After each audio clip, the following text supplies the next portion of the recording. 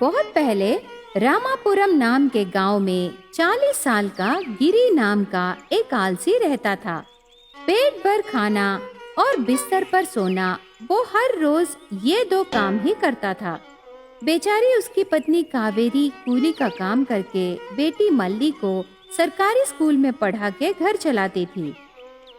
एक दिन गिरी ने, कावेरी, सांबार और अचार के साथ खा खा के मैं बोर हो गया, जीभ सुन्न हो गई।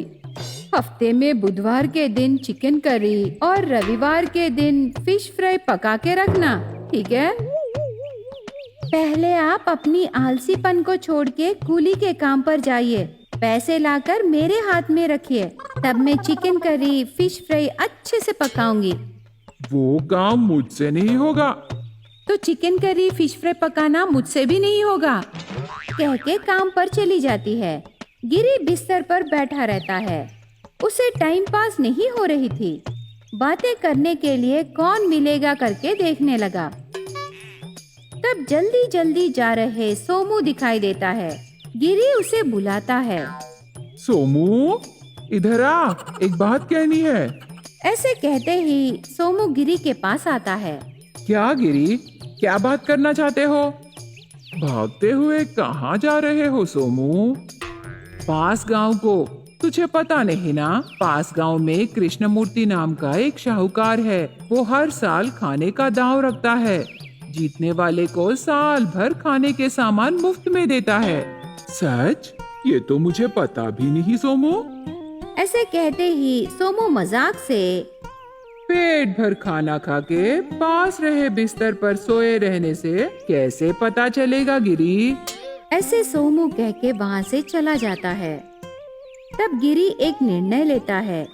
मैं और ज्यादा खाना खाकर अगले साल दांव में जीतकर साल भर के सामान मुफ्त में लाऊंगा। उस दिन से गिरी ज्यादा खाने लगा।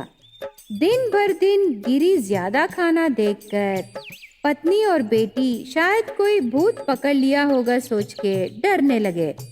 एक दिन गिरी ने, कावेरी, तेरी कूली के पैसों से लाए खाना काफी नहीं हो रहा। अंधेरा होने के बाद तू और बेटी एक एक कटोरी लेके घर घर जाके खाना मांग के लाओ।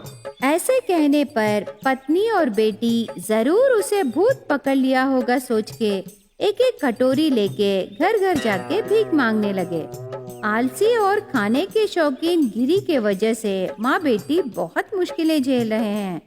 गांव वाले रहम करके उन्हें खाना देते हैं। वो सब लाके गिरी को देते हैं। गिरी मुट्ठी भर के खाना मुंह में रख के खाता है।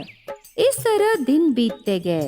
एक दिन कावेरी और मल्ली घर घर जाके खाना मांगने लगे। सोमू उन्हें देखता है। पता है तुम क्या कर रहे हो गिरी? पता है सोमू, परसों तक मैं आलसी था, अभी अभी मैं खाने की शौकीन बन रहा हूँ सोमू। तेरी पत्नी और बेटी को परेशान करना ठीक नहीं है। तुम कोई काम करके पैसे कमा सकते हो ना। किसने कहा मैं काम नहीं कर रहा हूँ सोमू? पता है तुझे, खाना भी एक काम है। चावल सब्जी मिलाते समय दायां हाथ काम करेगा, पानी पीते समय बायां हाथ, चबाते समय मुंह और निगलते समय गला काम करेगा। और ऐसे गिरी कुछ कहते समय सोमू कुछ न कह सका और हाथ जोड़ के वहाँ से चला जाता है। अभी गिरी खाने की शौकीन बन गया। वो साल बीतने का इंतजार कर रहा था। थोड़े दिनों बाद गिरी थोड़ा मोटा हो जाता है। न हिलने के कारण उसके पैर भी फूल जाते हैं। उन पर गिरी ज्यादा ध्यान नहीं देता। साल बीत जाती है। पास गांव में कृष्णमूर्ति मल्लैया को बुलाता है। साहब, मुझे बुलाने का कारण? खाने का दांव रखने का समय आ गया मल्लैया। गांव पूरा डंडोरा पीटूं साहब? हाँ मल्लैया। ऐसे कहते ही मल्लैया गांव में आके डंडोरा पीटता है। डंडोरा की आवाज और मल्लैया की बातें सुन के गिरी बहुत खुश होता है। वो पत्नी से, कावेरी, अभी मैं खाने के दांव पर जा रहा हूँ। मैं जीत कर साल भर के सामान लाऊंगा। बेटी का ख्याल रखना। ऐसे कह के बिस्तर से बहुत मुश्किल से उठता है। गिरी न हिलने पर मुश्किल से उसके पैर आगे बढ़ने लगे। रास्ते में बीच बीच में बैठकर गहरी सांस लेकर फिर से चल के पास गांव के पंचायत के पास जाता है। गांव वाले पंचायत के पास आते हैं। पेड़ के नीचे दो खाने के शौकीन आदमी जल्दी जल्दी खाने लगे। लकड़ी की कुर्सी पर बैठे कृष्णमूर्ति को गिरी देखता है। प्रणाम साहब, मेरा नाम गिरी है, मैं रामापुरम से आया हूँ। प्रणाम गिरी, खाने के दांव पर भाग लेना चाहते हो? हाँ साहब। ठीक है गिरी, वहाँ बैठो। इन दोनों में जीतने वाले के साथ तुम्हारा दांव होगा, ठीक है? ऐसे कहने पर गिरी बहुत विनम्रता से प्रणाम करके वहाँ से जाकर दांव में भाग लिए व्यक्तियों को देखने लगा। खड़े रहने पर गिरी के पैर दर्द देने लगे। ये क्या, थोड़ी देर खड़े रहना भी मुश्किल हो रहा है मुझे।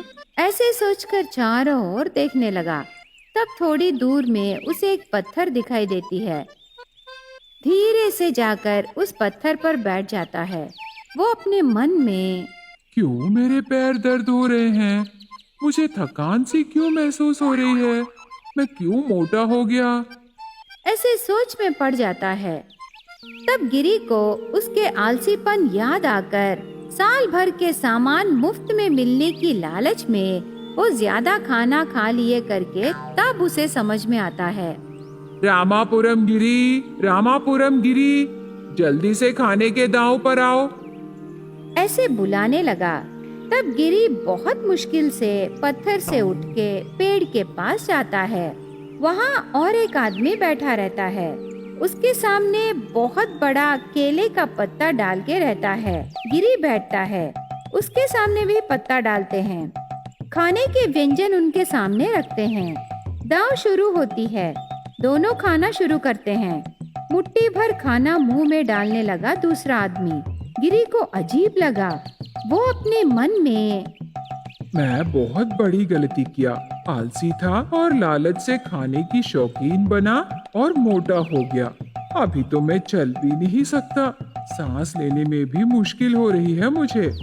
ज्यादा खाना खाने पर मेरी सेहत बिगड़ के मैं मर जाने से मेरी पत्नी और बेटी का क्या होगा? ऐसे सोचकर वो खाना खाना छोड़ के, साहब, मैं हार गया। अभी मैं समझ गया। आगे से मैं काम करके जीऊंगा साहब। धन्यवाद। गिरी घर आ जाता है। अगले दिन कुल्हाड़ी लेके लकड़ियां काटने जा रहे गिरी को देखकर पत्नी और बेटी बहुत खुश होते हैं।